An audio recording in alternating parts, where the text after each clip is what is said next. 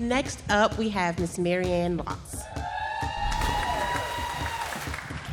Hello, everybody. I just want to say thank you to Janet for asking me to do this quite a while ago, and I guess several times, yes. She was a nudge, a cute little nudge. But my story of taking a chance started back in June of 2019. It was the day of... It was, no, I don't know, it's so weird. It was the day of my last haircut. So I sat in my kitchen and had my last haircut. I have a condition called alopecia, and it is an autoimmune condition that caused me to lose my hair over a year. It kept falling out, and then finally got to the point where it wasn't hair anymore. So my husband gently shaved the last of my hair off, and I cried. I don't know why I am right now. This has been a long time ago. But when something like that happens to you, there's a couple things that go through your mind. You can either say to yourself, why did this happen to me? Or why did this happen for me? So I took the latter route. I said, okay, there's a reason that this happened for me, and I need to figure it out. It took quite a while, but I ended up figuring out why this was my destiny. So another thing that you need to know is at that time, there was a lot of other stuff going on too that kind of exasperated everything. I was just finishing up my 200-hour yoga teacher training program, which if anyone has done that, it's very physically, mentally, and emotionally exhausting. My kids were grown and had moved out on their own, so my role as a mom had changed significantly. We were getting ready to move to South Carolina from our home in upstate New York, which meant we were leaving family, friends, and my 25-year career in education that I absolutely loved. On top of that, I was going through perimenopause. So that was just kind of like the icing on the cake. And then when I looked in the mirror, I didn't recognize myself anymore.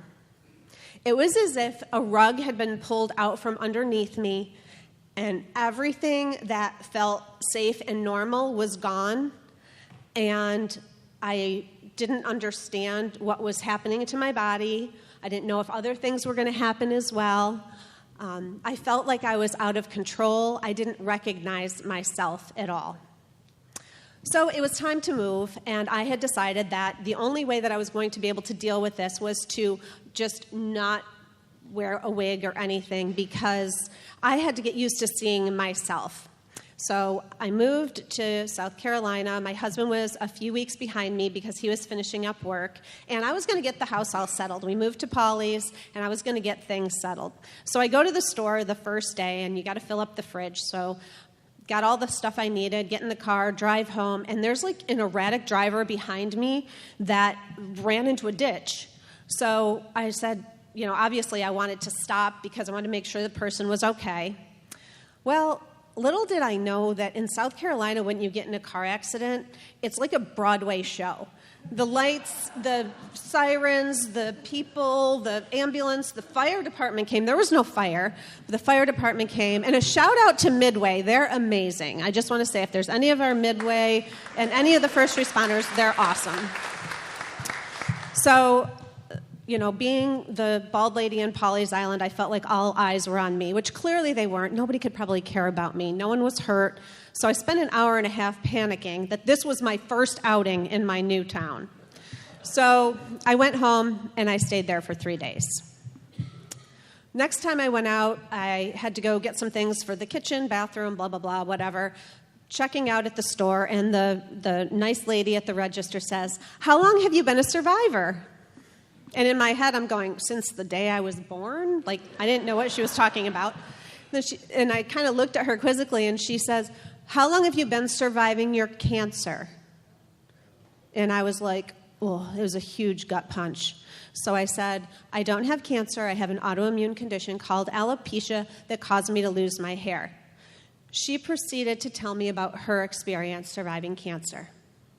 So for the next 2 years, I listened to multiple stories of people's either their own battles with cancer, their loved ones' battles with cancer, stories of alopecia, children with alopecia.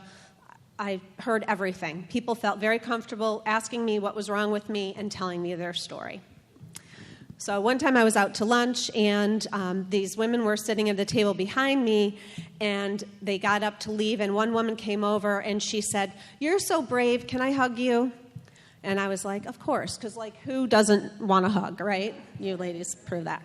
So that happened to me several times. And then another time, my husband and I were out to dinner. We walked out of the restaurant, and we were walking down the sidewalk, and there was a guy by his truck, and he came over, and he gave me a hug. Now, he wasn't hitting on the bald lady with her husband.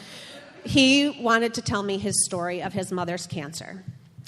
So another time, this one's kind of funny, there's a guy who kind of looked very similar to our friend Patrick over here, and he did one of these things to me. He goes, "I like your hairdo." And I said, "Right back at you." So I met many people. Over 2 years of time that really enlightened me with their own personal stories, and I was able to listen when they just needed to be listened to. And then I got to the point where I was okay. I'm like, all right, I'm done. I've been looking at this bald head in the mirror for 2 years now, and I was a girl who liked to do her hair up different. So I decided to put a wig on because, number one, I was tired of looking at myself. Number two, I was cold. And number three, I was emotionally exhausted from hearing the stories. And I appreciate everyone who shared with me. But during that time, I was able to find out why this was done for me. I was able to get my certificate as a functional nutrition counselor and become a health coach. During that time, I was able to find out the root cause of what had gone on with my health. And now I'm able to help other women who maybe they feel like the rug has been pulled out from under them. Maybe they don't recognize themselves when they look in the mirror, or maybe they feel like their body's betraying them. And I educate them and empower them to take control of their own health. And tonight, I just want to give you a message to do the hard thing and take a chance.